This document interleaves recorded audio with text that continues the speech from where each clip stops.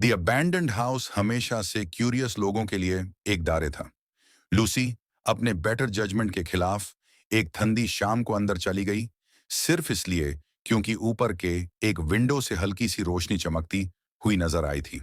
Room छोटा था, हवा ठंडी और भारी थी। सेंटर में एक रॉकिंग चेयर थी जो धीरे धीरे खुद से हिल रही थी। चेयर पर एक पोर्सलिन डॉल रखी थी जिसका चेहरा क्रैक्ड और पुराना लग रहा था।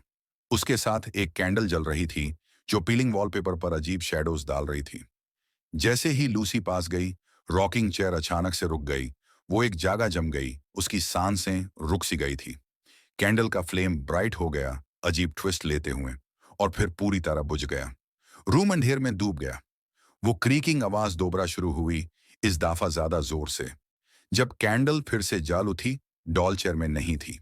अब वो फ्लोर पर खड़ी थी, उसकी पेंटेड स्माइल ज्यादा बड़ी और उसका सर अजीब तरह से टिल्ट हो रहा था। लूसी ने डर के मारे पीछे हटना शुरू किया जब वो डॉल धीरे धीरे लेकिन डिलिबरेट स्टेप्स लेते हुए उसकी तरफ बढ़ने लगी। उसका एक ग्लास आई कैंडल की लाइट में चमक रहा था। लूसी ने डर के मारे वहां से भागना शुरू कर दिया।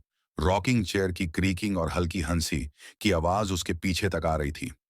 अगली सुबह हाउस वापस से बिल्कुल साइलेंट था, लेकिन रॉकिंग चेयर अब भी हिल रही थी और वो डॉल वही इंतजार कर रही थी, अपनी क्रीपी सी स्माइल के साथ जो कभी बदलती नहीं थी।